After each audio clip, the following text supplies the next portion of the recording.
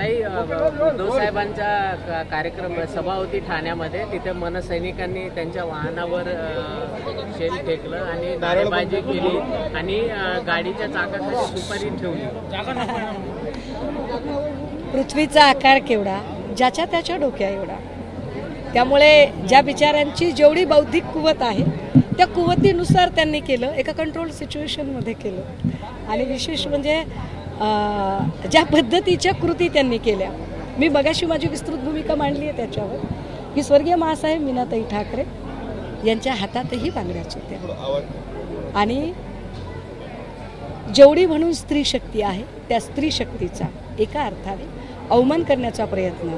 अर्थात फडणवीस साहेबांकडून मला वेगळी अपेक्षा नाही आहे, मला शिंदे साहेबांकडूनही वेगळी अपेक्षा नाही आहे. माझ्या अपेक्षेप्रमाणे ते वागलेले आहेत. त्यामुळे आपण फार फार तर त्यांच्याबद्दल अपार सहानुभूती व्यक्त करावी. राज ठाकरेंनी सकाळी हे केलं होतं, उद्धव ठाकरेंनी शरद पवार किंवा माझ्या नादी लागू नका इशारा दिला होता. तो आज आता परत तुम्हाला खरंच असं वाटतं का की कोणी राज ठाकरेंच्या नादी लागावं? अहो, हे मी जाहीर भाषणात सांगितलं, काही प्रश्नच नाही. आम्ही लढतोय ते भाजपसारख्या एका हुकुमशाही प्रवृत्तीच्या विरोधात. त्या प्रवृत्तीच्या विरोधात लढताना आम्ही बाकी उपकंत्राटदारांकडे बघायचं काही कारणच नाही आहे.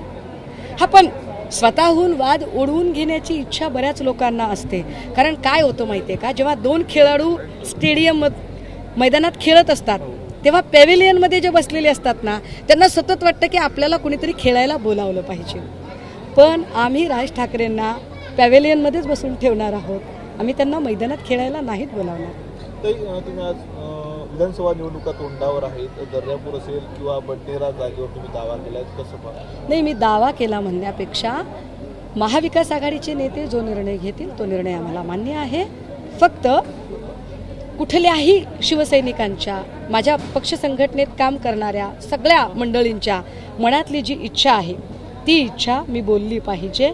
आणि मी माझ्या पक्षप्रमुखांकडे ती मागणी करत आहे आणि सांगत आहे की महाविकास आघाडीकडे आपण तो प्रस्ताव ठेवावा. महाविकास आघाडीचे नेते जे काही बसून निर्णय घेतील आणि ज्यांना कुणाला ती जागा सुटेल त्याच्यासाठी महाविकास आघाडी म्हणून सगळेजण मिळून ताकदीनं लढतील. परंतु आम्ही प्रस्तावच नाही ठेवायचा असं कसं?